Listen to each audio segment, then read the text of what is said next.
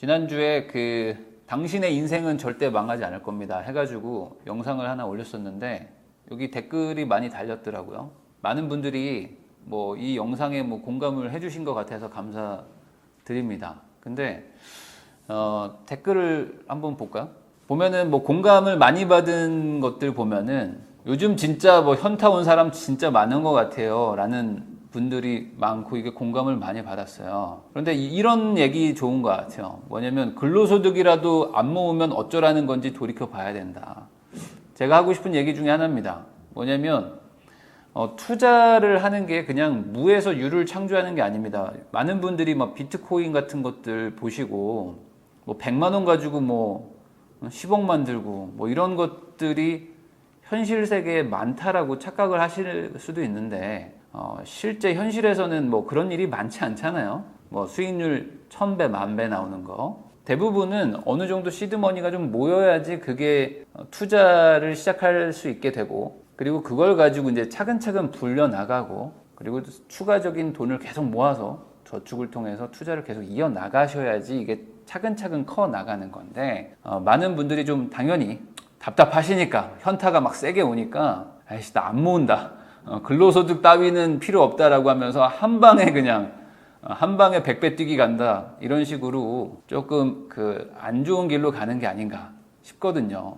그래서 이런 댓글들 한번 좀 귀 기울여서 보실 필요가 있는 것 같습니다. 그리고 이런 것도 좋죠. 사촌이 땅을 사면 배 아파하는 게 인지상정인데 이런 거 하지 말고, 왜 샀어? 언제 샀어? 그게 왜 가격이 올라가는데? 얼마에 샀는데? 나는 얼마밖에 없는데 나는 뭐 할 수 있니? 이런 식으로 배 아픈 거를 부여잡고 물어봐라.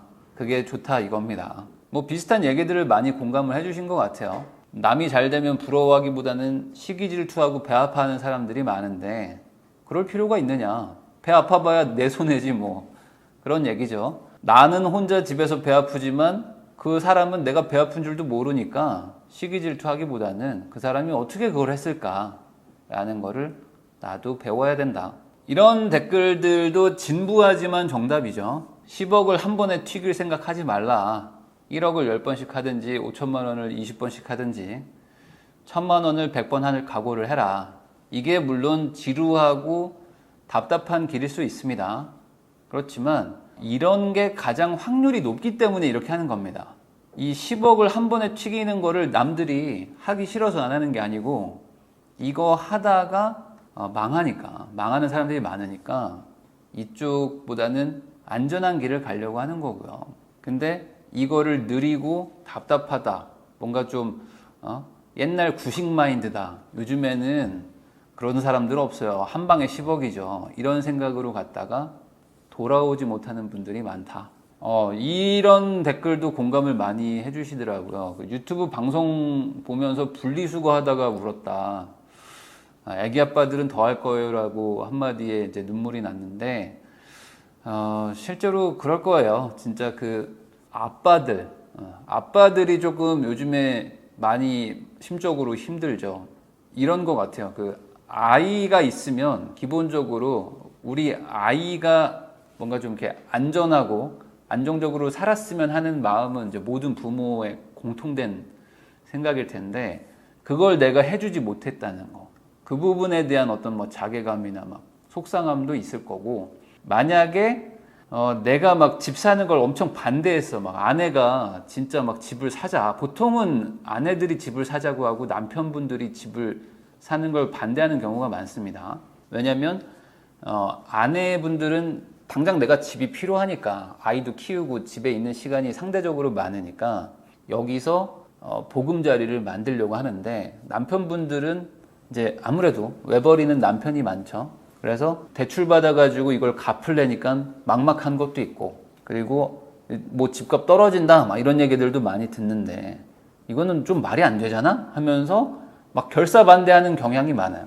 대출을 받으면 내가 갚아야 되는데 이거 나 솔직히 자신 없는데, 그러니까 떨어질 때까지 기다리자. 그렇게 해서 반대까지 했는데 만약에 집값이 올라버리면 이 가장으로서의 위축이 심하게 될 수 있거든요. 이분이 그랬다는 건 아니고, 어쨌든 그럼에도 불구하고 기운을 내자. 인생을 길게 봐야 됩니다. 여기도 뭐 다 힘내세요 막 이렇게 댓글 막 달아주셨어요. 그리고 눈물이 인생의 전환점이 될 거다. 맞는 것 같아요. 저도 결국에 어떤 내가 후회가 있으면 그 후회를 밟고 일어나야 되는데 많은 분들은 그냥 그 후회에 짓눌려 버리는 분도 많죠. 그냥 후회의 삶을 삽니다. 근데 누군가는 후회를 했으니까 다음번엔 이러지 말아야지 라고 하면서 인생의 전환을 할 수도 있다.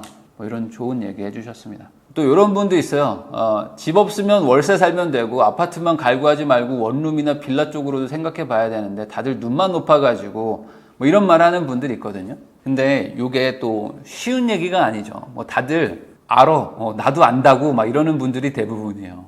야, 나도 그러고 싶어. 근데 그게 안 돼서 그래. 이런 거죠. 그러니까 뭐 하루에 3끼만 먹고 점심 샐러드 드시고 저녁에 야식 안 먹으면 살 뺄 수 있습니다. 걱정하지 마세요. 누구나 살 뺄 수 있습니다. 좋은 얘기 감사합니다. 근데 안 된다고. 그게 되면 배달의 민족이 망했을 거 아닙니까? 맞죠? 쿠팡은 진작에 망했겠지. 근데 사람의 그 심리라는 게 그게 잘 안 되고, 그리고 눈을 낮추면 좋은데 눈이 잘 안 내려가. 그러니까 이게 현실과 이상의 괴리감이 계속 생기는 거죠. 그러니까 집을 사라고 해도 저는 전세 삽니다. 어쩔 수 없어요. 제가 도저히 우리 영식이 거기서 못 키웁니다. 이게 포기가 안 되는 분들도 많죠. 근데 그거를 뭐 비난할 수는 없어요. 다만 그런 선택을 했을 때 오는 그 후폭풍이 있다. 그 부분을 알고 선택을 해야 되는데 대부분의 사람들이 그런 것들을 뭐 배운 적도 없고 뭐 정규 교육 과정에서 알려준 적도 없고 집값이 왜 오르는지 솔직히 잘 모르기도 하고 그냥 뭐 이렇게 살다 보면 어떻게 되겠지라는 막연한 정도? 막연함을 가지고 선택을 하니까 문제인 거죠.